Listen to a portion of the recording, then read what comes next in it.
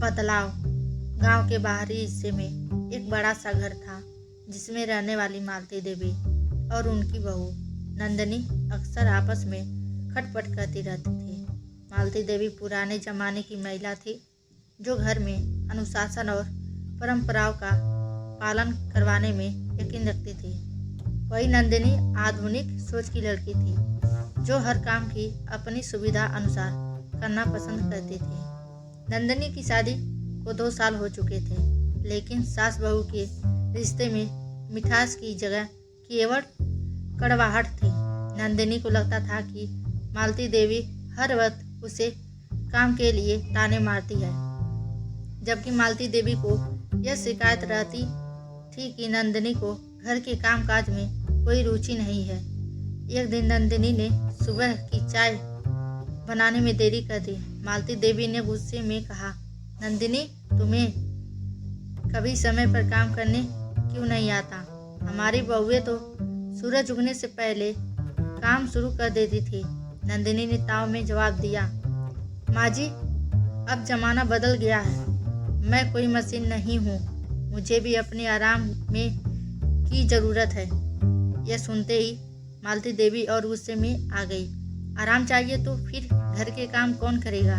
तुम सिर्फ बहू बनने का नाम लेकर आई हो, लेकिन जिम्मेदारी निभाने का नाम नहीं लिया। कुछ महीनों तक यही बहस चलती रही।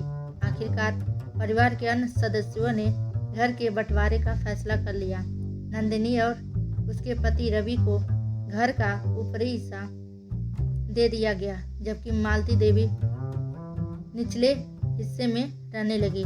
दोनों ने अलग अलग रसोई बना लिए। पहली बार नंदिनी को अपने खाने पीने की जिम्मेदारी खुद उठानी पड़ी। शुरुआत में उसे मजा आया कि अब उससे कोई टोकने वाला नहीं है, लेकिन धीरे धीरे उसे समझ आने लगा कि सारा काम अकेले करना कितना मुश्किल होता है। एक दिन नंदिनी के हाथ में चोट लग गई। काम करना तो दूर, वह ठीक से खाना नहीं बना पा रही थी। उसने रवि से मदद मांगी, लेकिन ऑफिस के काम की वजह से वह सक्षम नहीं दे सका। मजबूर होकर नंदिनी को मालती देवी के पास जाना पड़ा। माँ जी, मुझे आपकी जरूर मदद चाहिए। मेरे हाथ में चोट लग गई है। मालती देवी ने एक पल सोचा और कहा कि तुम्हें तो हमेशा लगता था कि सब कुछ खुद कर सकती हो, फिर अब क्यों मदद चाहिए? नंदिनी ने सिर झुका लिया। माँ जी, मुझे समझ आ गया कि घर का काम कितना मुश्किल होता है। अकेले सब संभालना आसान नहीं है। मालती देवी ने नंदिनी का हालत देखी और उसे माफ कर दिया।